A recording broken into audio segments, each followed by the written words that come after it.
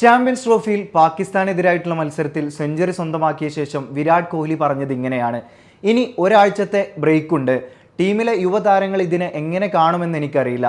പക്ഷേ ഈ പ്രായത്തിൽ എനിക്കൊരു ബ്രേക്ക് അത്യാവശ്യമാണ്. 36-ാമത്തെ വയസ്സിലെ കളി ഏറെ പ്രയാസകരമാണ്. ഈ ഒരു പ്രസ്താവന ആരാധകരടക്കമുള്ളവരിൽ ചെറിയ രീതിയിലെങ്കിലും ഒരു സങ്കടം ഉളവാക്കി കാണണം. പക്ഷേ ഈ ഒരു പ്രായത്തിലും വിരാട് കോഹ്ലി നൽകുന്ന ചില ഉറപ്പുകളുണ്ട്. താൻ ക്രീസിൽ നിൽക്കുമ്പോൾ ഈ മഹാരാജ്യം അനാഥമാവില്ല എന്ന ഉറപ്പാണത്. സെമി ഫൈനൽ പോരാട്ടത്തിൽ ഓസ്ട്രേലിയ ഉയർത്തിയ 265 റൺസ് വിജയലക്ഷ്യം ഒരു വെല്ലുവിളി നിറഞ്ഞ ടോട്ടൽ തന്നെയായിരുന്നു. ദുബായ് ഇന്റർനാഷണൽ സ്റ്റേഡിയത്തിൽ ഒരു തവണ പോലും ഇന്ത്യ അത്രയും വലിയൊരു സ്കോർ പിന്തുടർന്ന് വിജയിച്ചിട്ടുമില്ല. ഒരുപാട് ഇന്ത്യൻ ആരാധകർക്ക് ട്രോമ സമ്മാനിച്ച 2023 ഏകദിന ലോകകപ്പിലെ ഫൈനലിന് ശേഷമാണ് ഒരു ഏകദിന മത്സരത്തിൽ ഇന്ത്യയും ഓസ്ട്രേലിയയും മുഖാമുഖം വരുന്നത്.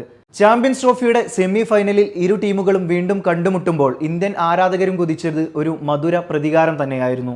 എല്ലാ കാലത്തും ICC ടൂർണമെന്റുകളിൽ ഇന്ത്യയുടെ വഴിമുടക്കികളായ കങ്കാരു പടയെ തകർത്ത് ചാമ്പ്യൻസ് ട്രോഫിയുടെ ഫൈനലിലേക്ക് ഇന്ത്യ പ്രവേശിക്കുമ്പോൾ ICCയുടെ എല്ലാ ടൂർണമെന്റുകളിലും ഇന്ത്യയെ ഫൈനലിൽ എത്തിക്കുന്ന ഏക ക്യാപ്റ്റൻ എന്ന റെക്കോർഡും രോഹിത് ഗുരുനാഥ് ശർമ്മ സ്വന്തമാക്കിയിരിക്കുന്നു.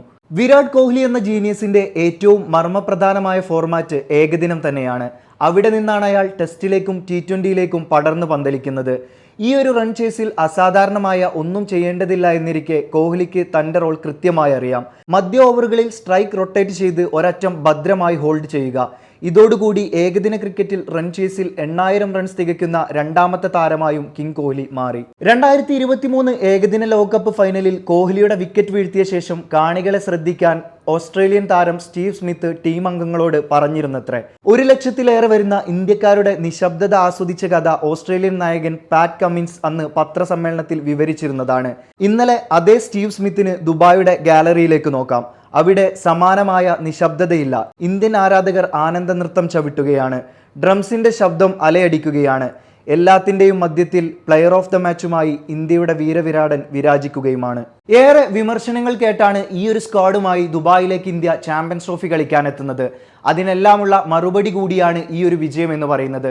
ഇനി മാർച്ച് 9 ദുബായ് ഇന്റർനാഷണൽ സ്റ്റേഡിയത്തിൽ നടക്കുന്ന കലാശ പോരാട്ടത്തിൽ കൂടി വിജയിച്ചാൽ മാത്രമാണ് അതിനൊരു പൂർണ്ണതയുണ്ടാവുകയുള്ളൂ.